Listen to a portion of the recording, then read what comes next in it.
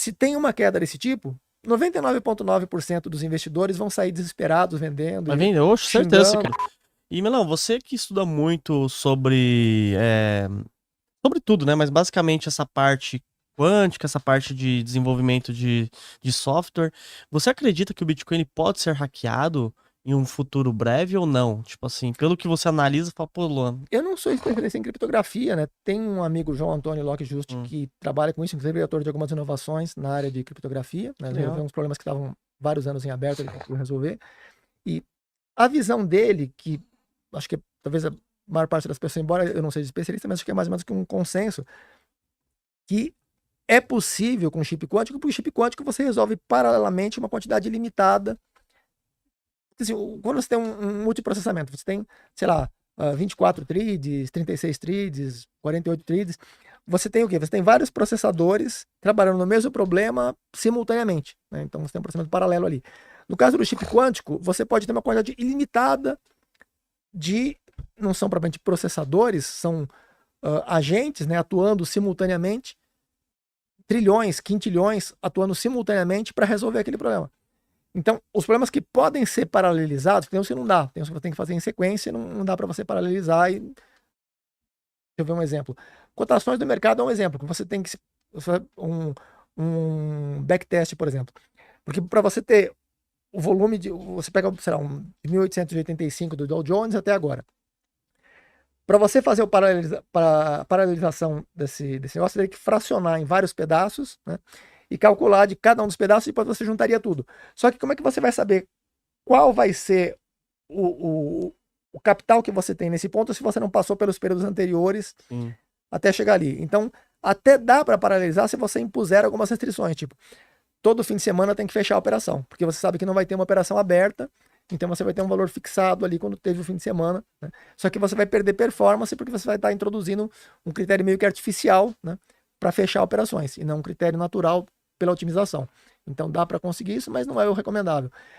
Só que tem outros processos que realmente não tem nenhuma maneira de paralelizar. Nesse caso, daria para fazer algum truque paralelizar, mas tem caso que não dá. No caso de criptografia, pelo que eu saiba, praticamente todos os métodos criptográficos possibilitam paralelização.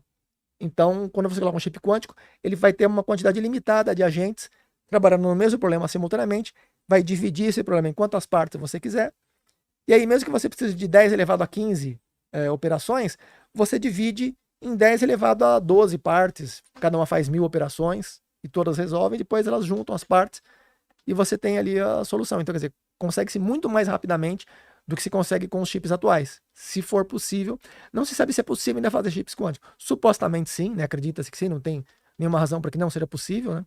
A IBM trabalha nisso há muito tempo já, o Google mais recentemente, outras empresas, várias outras. Então, seria de todas as Big Techs praticamente estão empenhadas. E como seria esse chip quântico? Ele utiliza o que dentro dele? É basicamente a ideia fundamental da mecânica quântica, né? Na mecânica quântica você pode ter sobreposição de. Porque no caso, o chip você tem. O que impede que a gente faça chips cada vez mais rápidos? Primeiro, você está reduzindo cada vez Nossa. mais, e vai chegar um ponto que vai ter outro problema é o aquecimento. Um dos problemas é que quando você está reduzindo, você vai chegar um ponto que você tem só átomos ali. Você não pode ter uma partícula menos. Se tem partículas menores que os átomos, você não consegue manipular essas partículas. Os átomos já é difícil, nas moléculas já é difícil você manipular individualmente. Mas ainda consegue, ainda é possível. Agora, as partículas subatômicas já não dá para manipular. Né? Não tem tecnologia atual ainda, pelo menos, para que se possa manipular. Então, você tem lá, sei lá, elétrons, né, os leptons, os quarks, que você poderia também usar para, talvez no futuro, daqui a milhares ou centenas de anos, talvez seria possível. Com relação na mecânica quântica, você pode ter.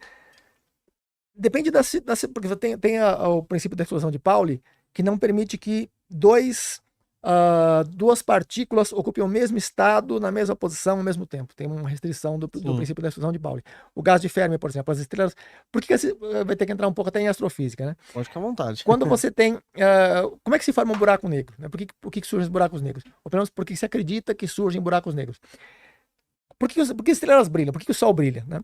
Porque ele tem uma pressão muito grande produzida pela gravidade que está puxando toda a matéria para o centro, e isso provoca um aquecimento dos gases, né, do plasma que está constituindo o Sol, e vai aquecer para que ele gere um equilíbrio hidrostático. O aquecimento vai provocar uma expansão e a gravidade vai provocar uma contração. Aí, quando você equilibra as forças da atração com a repulsão, você estabiliza e forma aquela esfera, né? Que são as forças todas apontando aproximadamente para o centro. Não exatamente para o centro, porque você tem um achatamento pela força centrífuga, né? Pseudo-força centrífuga. Vai achatar um pouco nos polos, mas vai ser quase exatamente, vai quase uma esfera.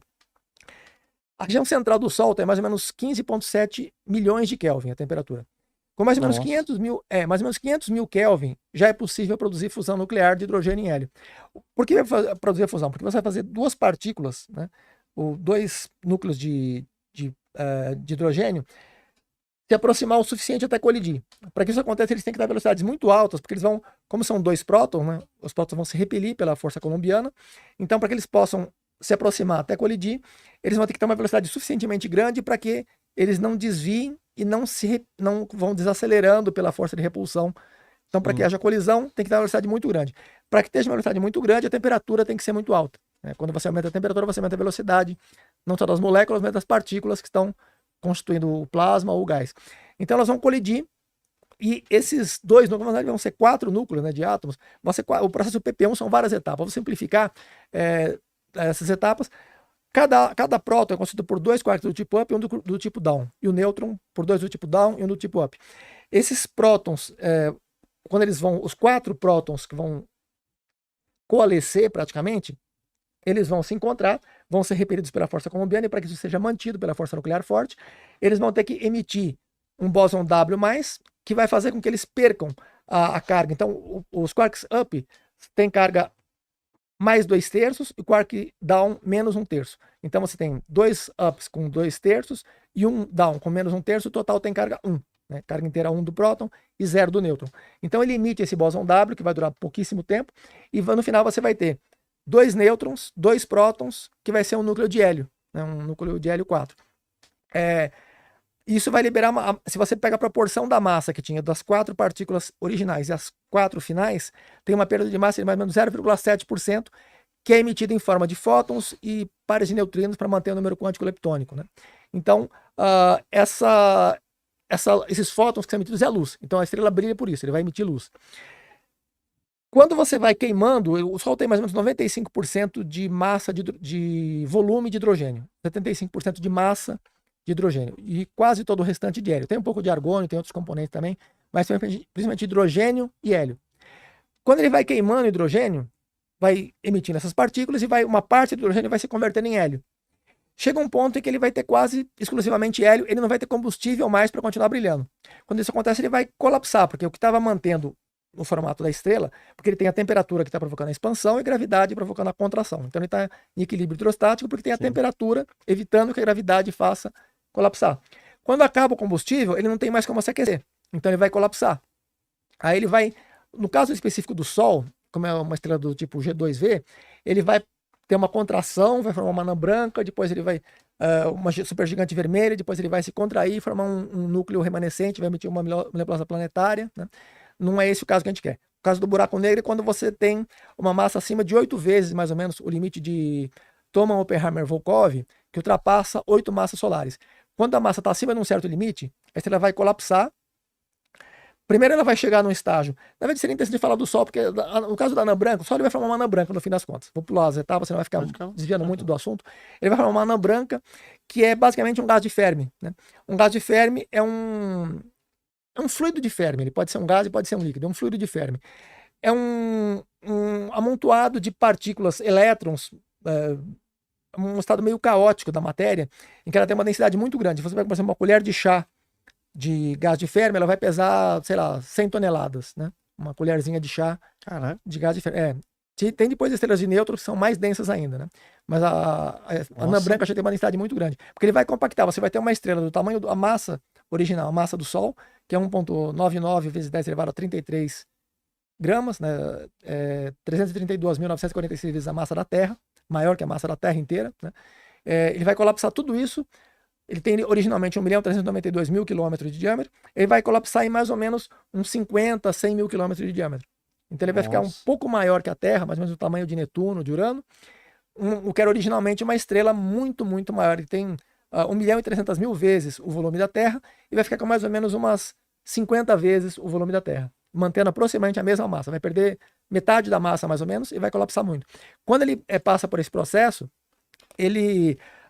essa massa vai ficar extremamente compacta, por isso que vai ter uma densidade muito alta. Mas o importante é que esse componente é o gás de Fermi. Né? O gás de Fermi, eu não lembro como eu acabei entrando nisso, mas o gás de Fermi é o princípio da explosão de Pauli. Né? O princípio da explosão de Pauli, ele impede que essa anã branca continue colapsando.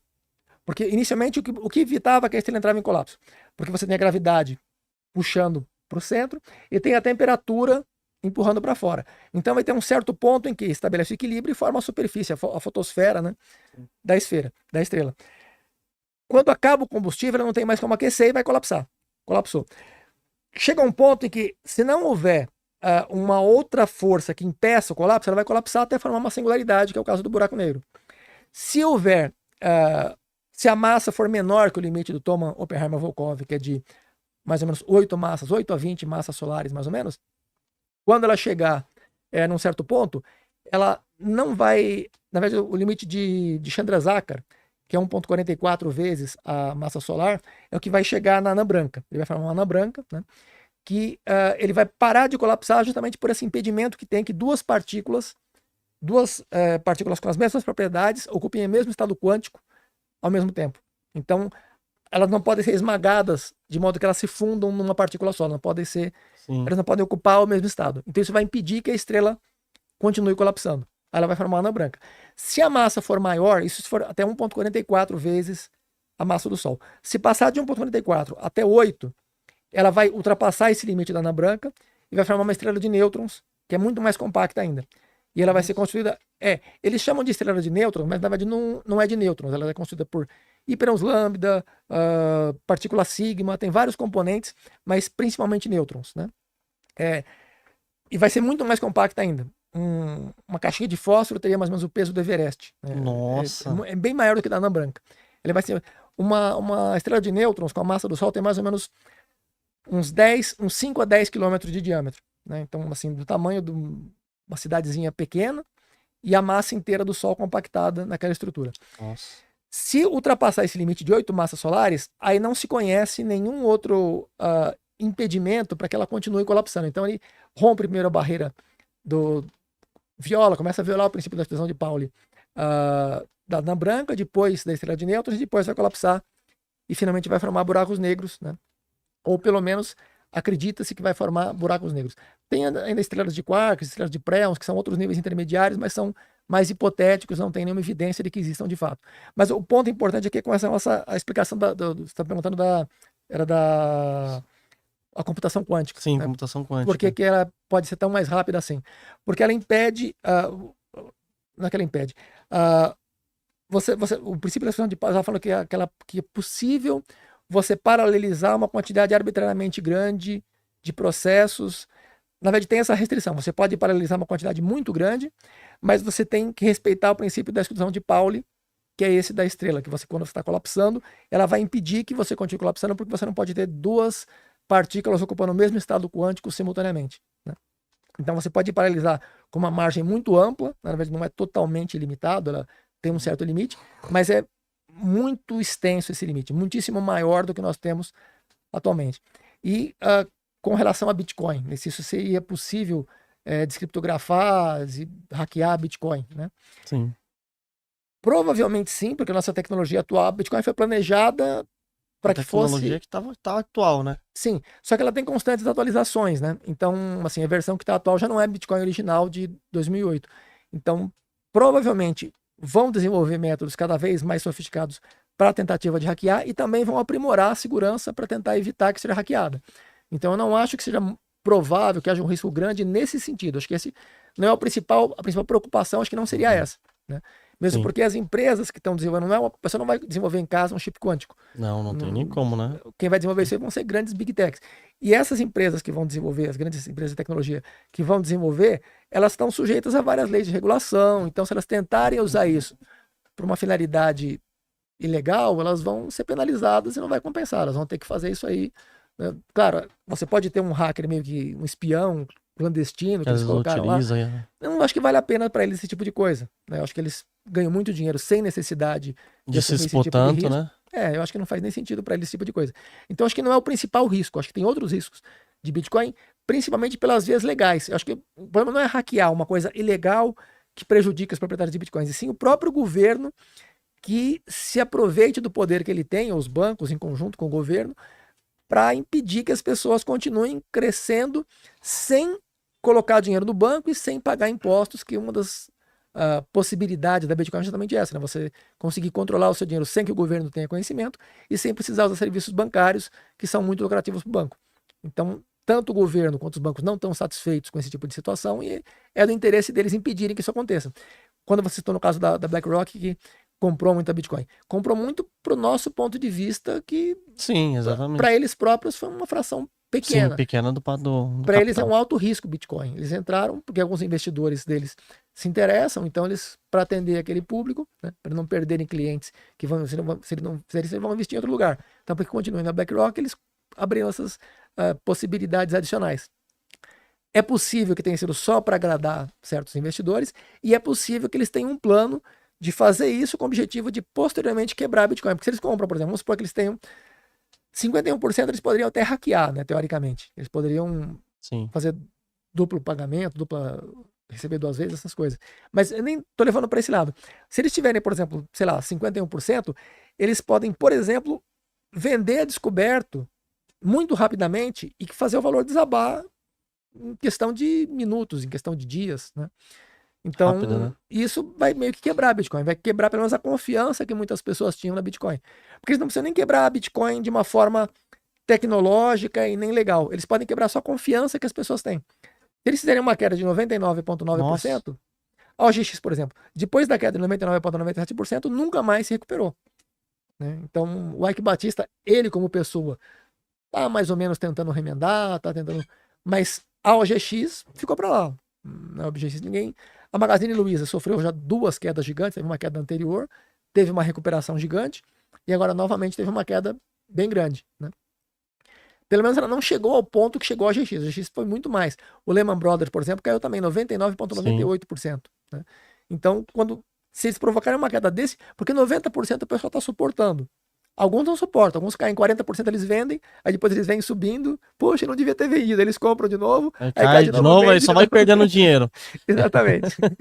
Então, então essa questão da Bitcoin, quer dizer, até 90%, o pessoal que está há mais tempo, eles estão habituados a suportar 90% de queda, porque eles, no futuro vai subir de novo. Agora 99,9, 99,997, não sei se eles aguentariam. Então pode ser que a BlackRock, pode ser que o governo, não sei, do que eles estão fazendo isso. Então que tem a possibilidade de que eles queiram fazer, e se eles fizerem, eles têm capital para fazer isso. Tem capital e tem capital para comprar de todo mundo também, né? E tem interesse para fazer isso, porque o BlackRock não é diretamente ligado, embora muitos banqueiros sejam clientes da BlackRock, né? Mas não é propriamente um banco, é uma gestora, né? Mas os governos têm interesse nisso, os bancos têm interesse nisso. Então, quer dizer, instituições muito poderosas e com poder político, poder econômico. Poder de barganha, né? Eles podem fazer isso, todos eles combinarem. Como é que faz para lidar com uma situação dessa? É muito difícil. Aí a gente tá ferrado. O Almeida falou que mesmo que seja legalizado, você tem o seu dispositivo de armazenamento em casa, né? Você tem a sua carteira privada, você pode continuar. Só que se for ilegalizado, você vai chegar na padaria e falar, eu gostaria de comprar isso aqui com Bitcoin. Não, mas isso aí é ilegal. Veja bem, olha. Então, assim, dependeria de que várias pessoas concordassem, aceitassem isso e mantivessem firmes em relação a isso. Eu não sei em que medida essas pessoas... Porque começou a se tornar... Eu acho que o André é muito idealista e muitas pessoas que estão nisso também são. Mas muitas eu não sei, mas algumas são. Mas a grande maioria está entrando com a expectativa de ganhar muito dinheiro muito fácil, né? Então eles têm uma visão muito superficial e distorcida. Se tem uma queda desse tipo, 99,9% dos investidores vão sair desesperados vendendo. Vai vender, oxe, certeza. Se cair já 20%, 30%, o pessoal já começa a vender, falar que não gosta e tal. Então, eu acho que o pessoal que já está há mais tempo, ele suporta até uns 90%, 80%, mas se passa de 99,9%, acho que ninguém aguenta, pouquíssimos aguentariam isso e ficariam, não, vou esperar porque vai subir. Eu acho que pouquíssimos fariam isso, né? E pode ter, inclusive, o que eu poderia chamar de uma pandemia de suicídio, né? Porque, nossa, porque se o Bitcoin tem uma queda desse tamanho... Tem um monte de gente que tem muito Bitcoin, né? Você sabe que na bolsa é comum as pessoas suicidarem porque perderam muito, né? Até em 1929, né? Aconteceu. Invista em prata com a Real. Real, com o U no final. Dentro da plataforma você pode escolher quantas gramas você quer comprar, o preço máximo que você quer pagar. Assim você vai estar investindo diretamente num dos ativos que tem mais potencial de crescer, porque a prata ela é utilizada em painéis solares, indústria química, indústria farmacêutica, indústria automotiva, equipamentos eletrônicos. O celular que você está usando, provavelmente ele está cheio de prata dentro. E você pode ganhar com um dos ativos que mais tem potencial de valorizar. Para analisar ações, BDRs, fundos imobiliários, acesse a plataforma do Investidor 10. Inclusive, para você gerenciar a sua carteira, saber quanto de dividendos você vai receber. Inclusive, eu deixei a carteira da minha filha, a Laurinha, ela tem 3 anos e já invisto para ela. Todos os ativos tá no link aqui embaixo.